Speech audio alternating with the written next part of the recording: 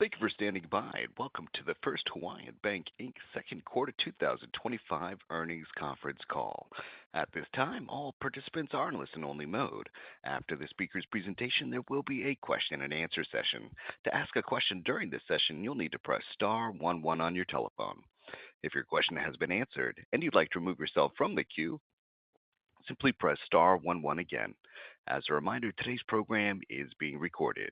And now I'd like to introduce your host for today's program, Kevin Haseyama, Investor Relations Manager. Please go ahead, sir. Thank you, Jonathan. And thank you, everyone, for joining us as we review our financial results for the second quarter of 2025. With me today are Bob Harrison, Chairman, President, and CEO, Jamie Moses, Chief Financial Officer, and Lee Nakamura, Chief Risk Officer. We have prepared a slide presentation that we will refer to in our remarks today. The presentation is available for downloading and viewing on our website at fhb.com in the Investor Relations section. During today's call, we will be making forward-looking statements, so please refer to slide 1 for our safe harbor statement. We may also discuss certain non-GAAP financial measures. The appendix to this presentation contains reconciliations of these non-GAAP financial measurements to the most directly comparable GAAP measurements. And now I'll turn the call over to Bob. Thank you for joining us today. I'll start by giving a quick overview of the local economy. Statewide seasonally adjusted unemployment rate continued to drift lower and was 2.8% in June compared to the national unemployment rate of 4.1%. Through May, total visitor arrivals were up 2.8% compared to last year, as the strength in U.S. mainland arrivals more than offset weakness in the Japanese and Canadian markets. Year-to-date, spending was $9 billion, up 6.5% compared to 2024.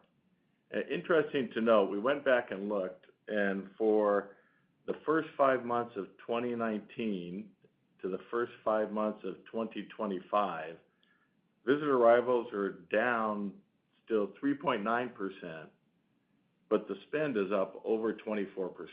So while there's been a few less visitors, the spend is up substantially. Turning to slide 2, we had a very strong second quarter. Our net income increased over 23% compared to the prior quarter.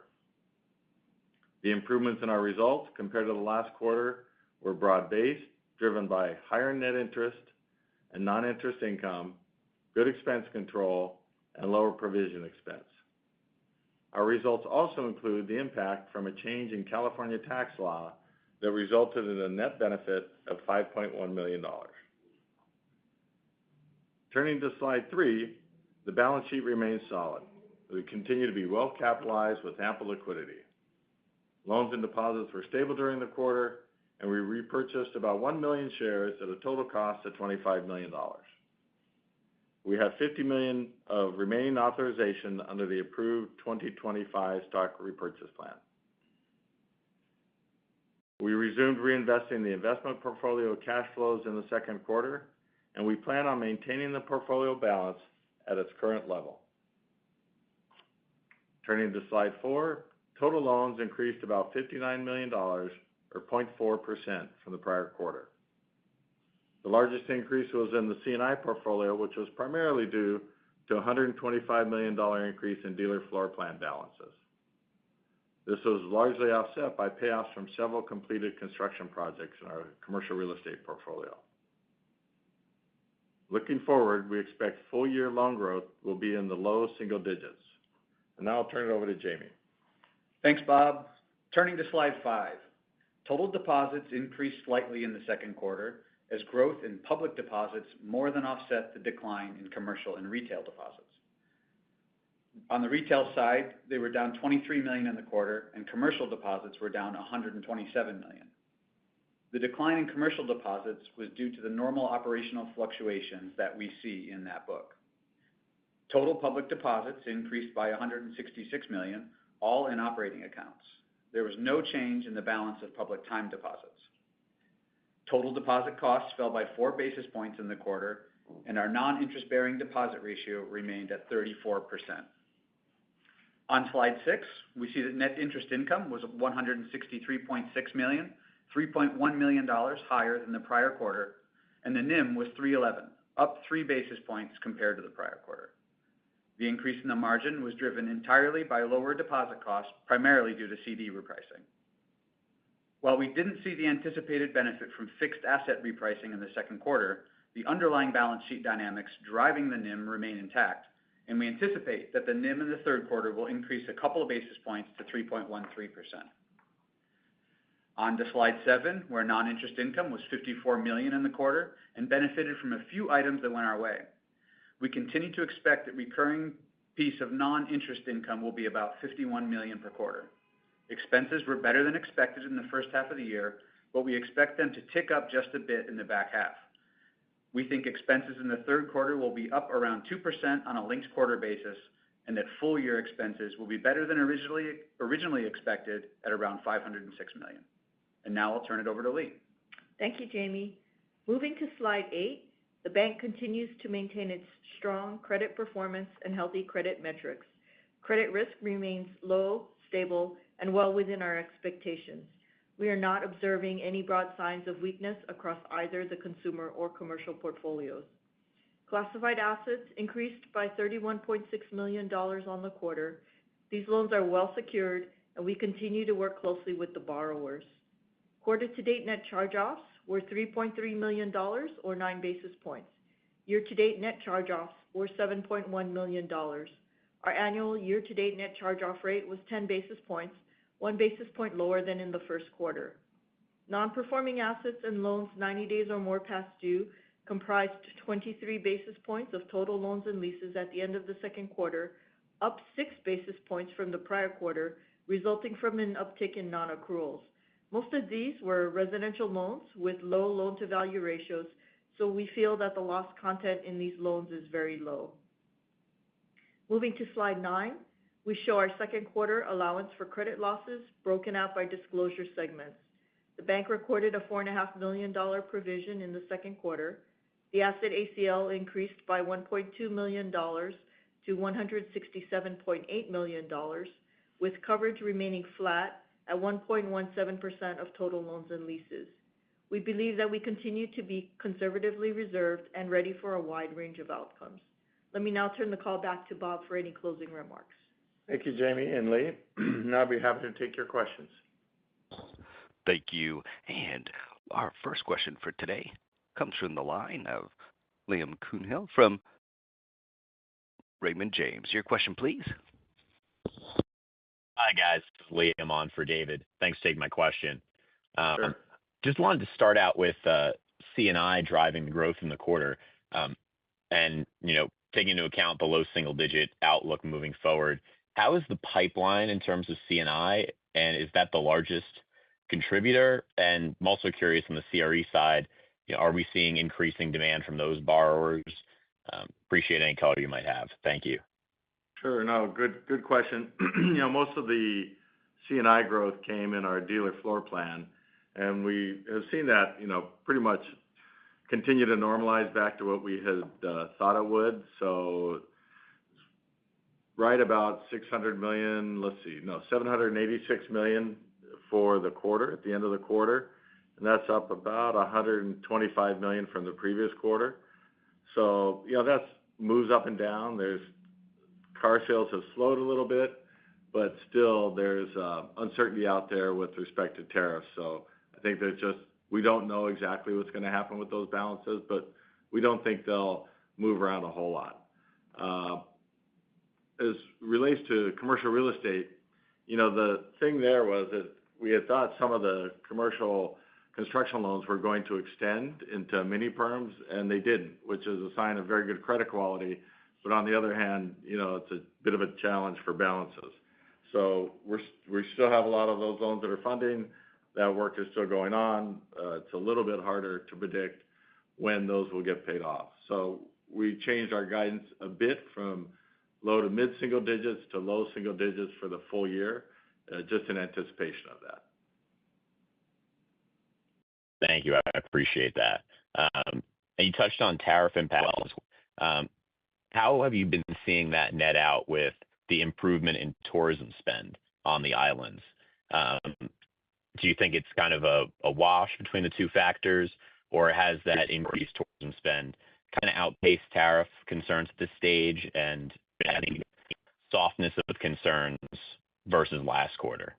Thank you. Really no change, and the only impact we really see for tariffs is the uncertainty it gives our car dealers.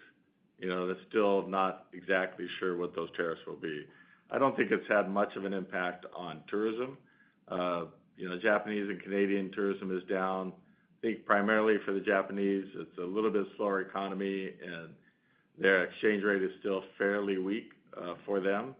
But U.S. West and all of the continental U.S. has been strong, and that's what led to the increase in arrivals and almost certainly the increase in spend. Great, thank you. And just last one for me. We see the repurchase of some shares in the quarter. Just wondering what your capital priorities are at this stage as we move into the back half of the year. Yeah, I think the capital priorities remain the same. We'd love to deploy that in organic growth areas. Want to make sure our dividend's stable, and the third option there is the share repurchases. And so I think that's where we're gonna end up deploying more of our repurchase authority in the back half of the year, and so I think that's probably where we'll end up on that. Great. Thanks for the color. I'll step back. Thank you. And our next question comes from the line of Andrew Tyrrell from Stephens. Your question, please. Hey, good morning. Morning. Morning. Maybe just to piggyback off of the last question around capital priorities. So I'm looking back, your capital position is stronger than it's been in a while. You've got a lot of capital. The loan growth outlook is maybe a little bit lower following this quarter. I'm curious how these things play together into your thought process on M&A and whether M&A makes more sense for you guys at this juncture. And maybe if you could just kind of update us on your thought process there, and if it does or doesn't make sense for you. Sure. This is Bob. I think that's something we always look at. We're not adverse to considering options, but we don't have anything we're looking at currently. But we're always out there talking to people as far as potentials for doing things with our capital. We're very comfortable with the capital levels. It's a little bit higher than we had guided to in years past. It was closer to 12%. We have increased the allowance. We do think there will be a rotation, as Jamie was getting to, out of securities and back into lending, and when that happens, that can eat up the capital fairly quickly. So we want to make sure we maintain enough capital for loan growth.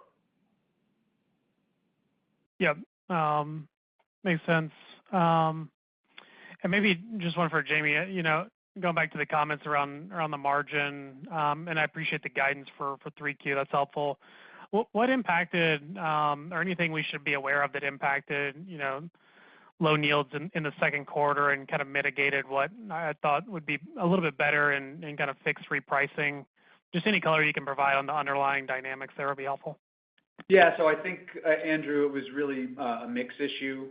So we, you see in the materials, we had sort of large payoffs in the construction book and increases in the C&I book. And so there was just this timing, I'll call it a timing differential, where we had higher margin loans pay off and they were replaced by relatively lower margin loans in the book. And so it was really a mix issue there. I think in totality, that story still remains the same, that the fixed rate cash flows coming off the books replaced by higher yielding assets in general will drive the NIM higher over time. Just kind of a weird quarter in terms of the mix of those things at the moment. Understood. And if I could sneak one more in, I think you talked about $51 million of fee income as kind of a core number. It seems like the kind of credit and debit card fees and service charges that were both up this quarter, it seems like there's normally a carry forward of strength in kind of the third quarter there as well. So I'm hoping just to clarify, is that kind of just like what you view as core longer term? How should we think about third quarter on fee income? Yeah, I think fee income in the third quarter is somewhere in that $51-52 million range. I think that's probably where we'll be. We have from time to time, we have a lot of things that happen from a let's call it a markets perspective, where we have to revalue, pension obligations, BOLI obligations, that kind of thing. So when the market's up quarter over quarter, we have, small pops in these numbers. And so, we had a number of, let's call it onesie twosies type things happen in this quarter in the $2 million-ish range that we know happen, right? These things happen for us from time to time. It's just hard to predict when they'll happen.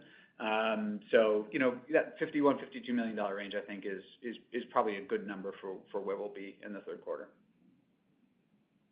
Great. I'll step back. Thank you for taking the questions. Yep. Thank you. And our next question comes from the line of Kelly Motta from KBW. Your question, please. Hi, good morning. Thanks for the question. With regards to the tax rate, I see your DTA up this quarter that you called out in the release. Jamie, can you provide an updated outlook on what this tax law change does to your tax rate outlook for this year and beyond? Thank you. Yeah, you got it, Kelly. So where normally we would say we would outlook at 23% for our effective tax rate, the outlook for the rest of the year is 23.2% on that tax rate. Okay, so fairly immaterial. Got it. Okay. And then on the deposit costs, you've done such a great job getting your deposit costs down in the first round of rate cuts. Seems like there's a declining benefit absent future cuts. But when those do come, wondering how you're thinking about deposit betas on the next round of cuts. You are asset sensitive, but that would be a nice offset. Yeah, so we have talked in the past about declining betas related to tax cuts. I don't think we're fully there yet at the moment. I think we probably have a few more rounds available to us before it starts to become a real issue. I would say that from the perspective of a rate cut, if we were a 95 beta or so on our rate-sensitive deposits over the last two cuts, that maybe drops to 90 or so over the next couple of cuts. So we still feel pretty strongly that we'll be able to pass through a large portion of those cuts to those rate-sensitive customers. But after maybe another 1% or so, that the beta will decline over time on that. So I think 90 is an okay number, for the next one or two. Oh wow, great. Got it. And then last for me, just a higher picture question. Loan growth this quarter, really nice C&I, but you had the construction pay downs. It seems like the outlook is a little bit lower than at the start of the year, although still quite good. As you look ahead, kind of more broadly speaking, what do you think are the main factors that would get increased activity among your client base to really pick up? And over the longer term, what's a more normalized growth rate? Do you think more mid-single digits would be something that could be achievable longer term with these without the payoff headwinds? Thank you. Yeah, Kelly, this is Bob. I'm a little reluctant to look out longer term. Just as most banks, we're following the economies of the areas we're in. So that's kind of making a bigger forecast than I'm comfortable with. But just to talk maybe a little more specifically about what happened this quarter, one of the reasons we lowered our guidance just a tad was that we had thought some of these construction loans were going to go into mini perm, and if the takeout market is as strong as it is and they're getting paid off, that does affect that. How much will dealer floor plan continue to grow? Hard to tell, but we pre-COVID, I think we're at 859 in total, and now we're 786. So we're getting close to what pre-COVID numbers were. So the amount of increase will likely slow down. So it's really the interplay between those two. The teams are out there; they're calling on people. There's good pipelines developing, but it's just hard to, at this point, put that into a number between now and year end, other than what we've done. And past year end, I don't think we'd be comfortable commenting. Got it. Maybe just last follow-up on those construction loans getting taken out. Where are you seeing the most competition coming in? Is it from the local banks in Hawaii getting more aggressive on pricing, larger insurance companies, large banks? Oh, no, this is the end of construction, where normally, pre-COVID, you get taken out right away, and then sometimes post-COVID, it hangs around in a mini perm for a little while, which is always a feature of those loans. Now we're seeing more of a return to normalcy with institutional buyers, sometimes insurance companies, sometimes others, taking out those loans upon completion of construction. It was never really designed to be a permanent loan for us, so it's not other local banks. Yeah. Got it. Awesome. Thank you so much. I'll step back. Yep. Thank you. And our next question comes from the line of Jared Shaw from Barclays. Your question, please. Hey there. Thanks. Maybe just on the commercial loan growth that you're putting on, what are you seeing for spreads on C&I right now? Is that staying stable, or are you seeing some compression with competition? No, Jared, this is Jamie. They're staying pretty stable. I think in totality, we have the weighted average, roll on is in mid to upper sixes in totality in the books. But mostly stable, I would say, the spreads. Okay. And then can you just walk through a little bit on the investment securities with the decline in yield this quarter? And you talked about sort of reinvesting some of those cash flows. What are you purchasing in terms of yield and duration? And should we expect to see some recovery in the securities yield, or is it staying lower here? Yeah, no, you should expect maybe 2.25% pickup in on the things that we're putting back on versus the roll off. So what's rolling off is about 2% in that book, and we're going to be putting on maybe somewhere between 4 and 4.25%. And so that keeping the duration a little bit, keeping the duration sort of same, flat in the book. And we're replacing cash flows that roll off with same type of assets that that are rolling off. So mortgage securities with that are good structures and have either through collateral features or structure features that sort of give us a tight prepay window. So in that 5 duration area. Okay. All right. Thanks.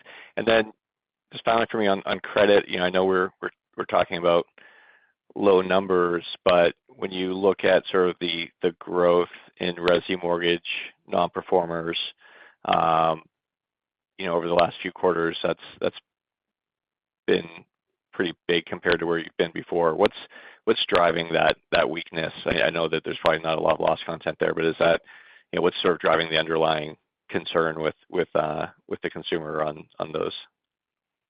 Jared, this is Bob. Maybe I'll start, and then Lee can add some comments. The consumer at the lower end is getting a little stretched. Their savings as they accumulated during COVID have gone away, and it's just getting a little bit tougher. Lee, I think you'd mentioned on collateral, but anything you want to add? No, not really. I mean, the portfolio is performing as we expected. So we were pleased for a very long time with the performance, and we continue to be very pleased and confident with the portfolio. Yeah, for a very long time we had 0. Yeah. So anything above 0 is going to look like a big number. But we're not concerned about it from a loss perspective, as I think Lee mentioned. Yep. Okay. Thank you very much.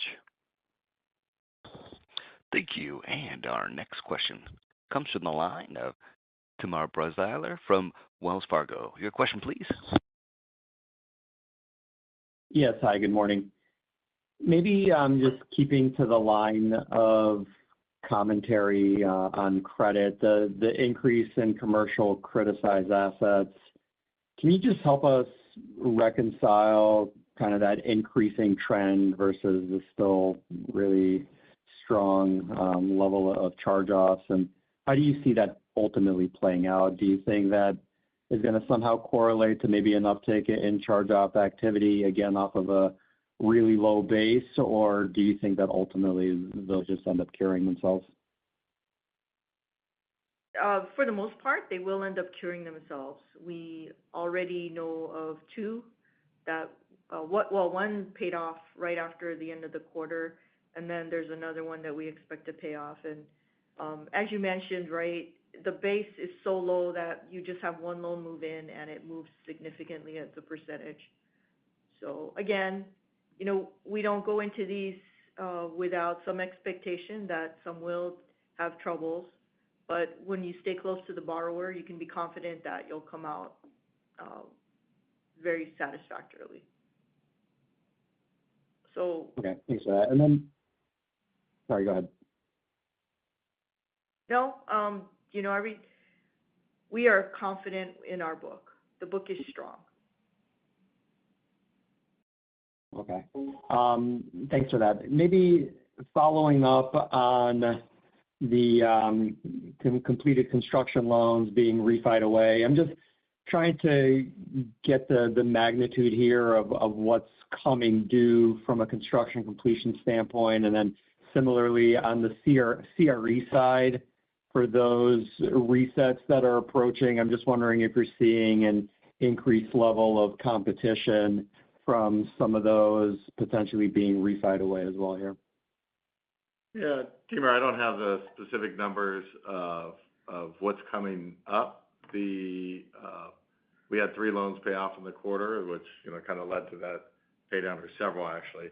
As far as we are not seeing additional competition on as far as refinancing, as far as new deals coming forward. Pricing had expanded a bit during COVID. It's coming back a little bit more to pre-COVID spreads, but it's still solid and I think appropriate for the risks that we're underwriting. Okay. And then maybe just tying in some of the payoff activity, the fact that the floor plan book here is reaching a level of stabilization, and your comments around the bond book reaching a level of stabilization. Is the expectation here that we start seeing asset growth, or just given some of the dynamics, assets likely remain somewhat stagnant here for at least the near term? Yeah, Timur, I think maybe we'll see some balance sheet growth. We're going to keep the bond book stable where it's at, and we should see some loan growth in the back half of the year. So I would expect a larger balance sheet by year end. And just to add to Jamie's comments, some of the things that have been a drag over the last several years, our indirect book pre-COVID was well over $1 billion. Now it's $600 million. So over the, whatever it is, 5.5 years, gone down by $500+ million. That's now stabilized. So, the market's reasonable. And so we don't have that headwind now. A little bit of a headwind in, residential lending, as I think for all the banks here in Hawaii, but just not a lot of new volume as things mature. But on the commercial side, to Jamie's point, we're optimistic. There's deals out there, and we're looking at them and feel pretty good about the pipeline. Got it. Thank you for the questions. Thank you. This does conclude the question and answer session of today's program. I'd like to hand the program back to Kevin Haseyama for any further remarks. Thank you. We appreciate your interest in First Hawaiian, and please feel free to contact me if you have any additional questions. Thanks again for joining us, and have a good weekend. Thank you, ladies and gentlemen, for your participation in today's conference. This does conclude the program. You may now disconnect. Good day.